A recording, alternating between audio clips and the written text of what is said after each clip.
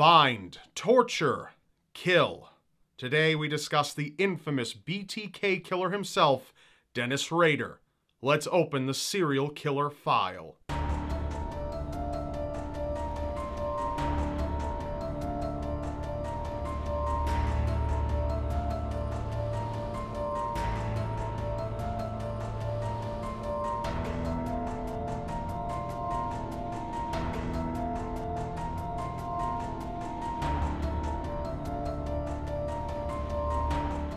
Dennis was raised the eldest of 4 children in Wichita, Kansas. At a very early age, he felt compelled to commit acts that many would-be serial killers do. He began torturing animals. Later, these urges shifted, and he began obsessed with women's underwear, stealing them and wearing them himself.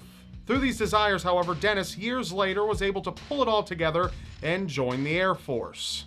Eventually, he was discharged and worked with his mother at a supermarket in Park City and attended Butler County Community College in El Dorado, where he earned an associate's degree in electronics, after which he went on to obtain a bachelor's degree in administration of justice. However, unbeknownst to his fellow students, they were attending class with a monster in the making.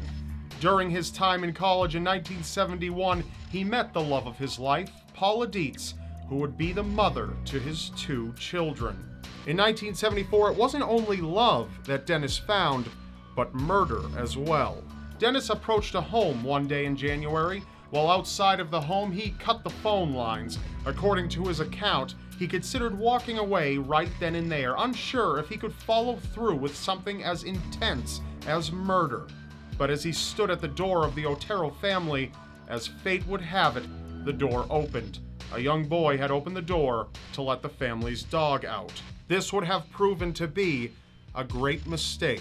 Dennis saw this as an opportunity to enter and did so without hesitation. He pulled a pistol on the entire family and requested that the Otero's notoriously unfriendly dog be let outside. The dog was let out and Dennis forced the family into the bedroom. Dennis tied them all up one by one and after much effort due to inexperience, strangled the mother and father, then their 8-year-old son, and finally brought their 11-year-old daughter into the basement where he hanged her.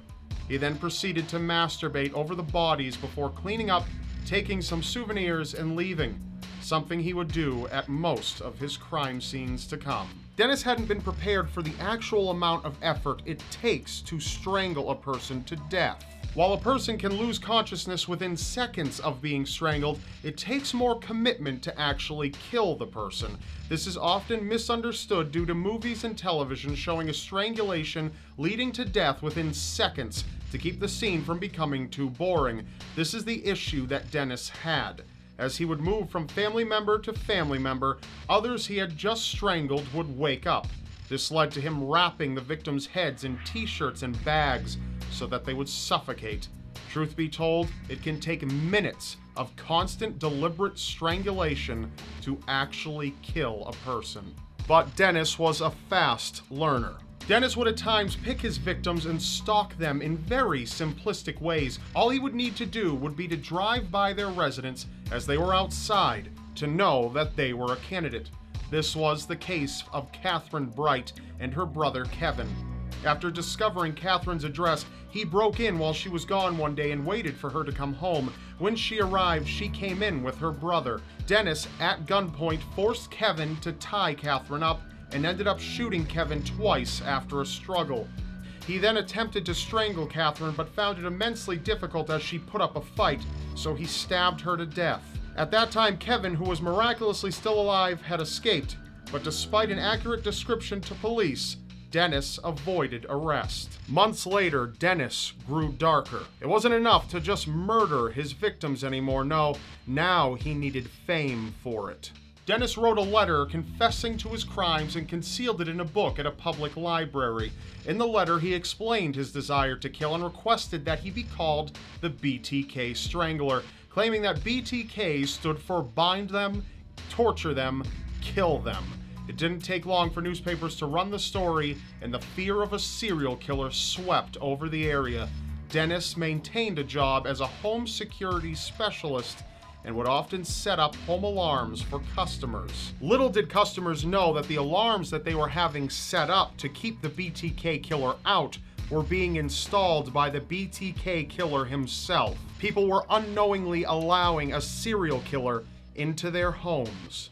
It was a few years before Dennis struck again. In 1977, he strangled another woman named Shirley Vian. Months later, he went on to kill another woman, Nancy Fox, who had been sick at the time. He had her children go into a bedroom and secured them inside. He strangled their mother, who vomited during the process. So he went, got her a glass of water, comforted her, and then put a bag over her head and killed her.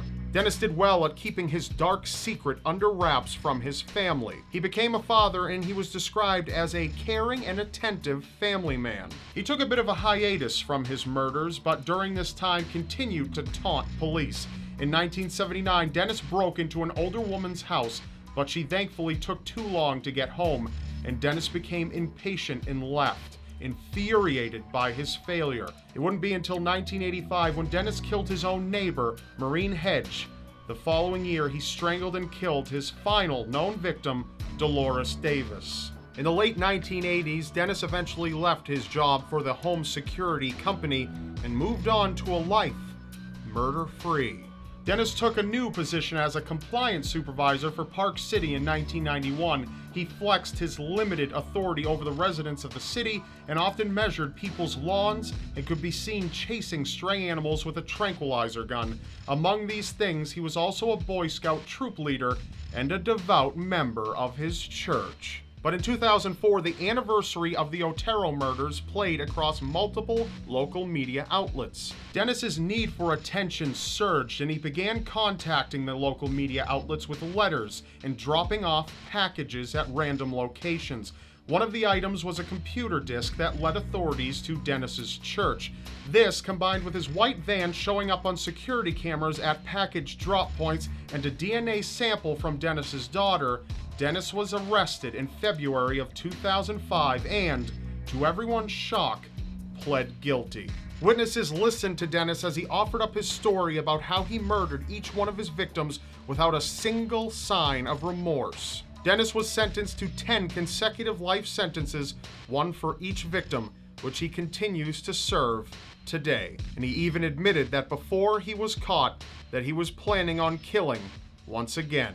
It just goes to show that you never truly know a person unless you truly know that person, and even then, you might not truly know that person at all. The BTK Killer, providing home security against himself and being remembered as a kind and loving husband and father, proves this better than most. That's all in this file. Be sure to subscribe to my channel so you don't miss the next episode of Seriously Strange.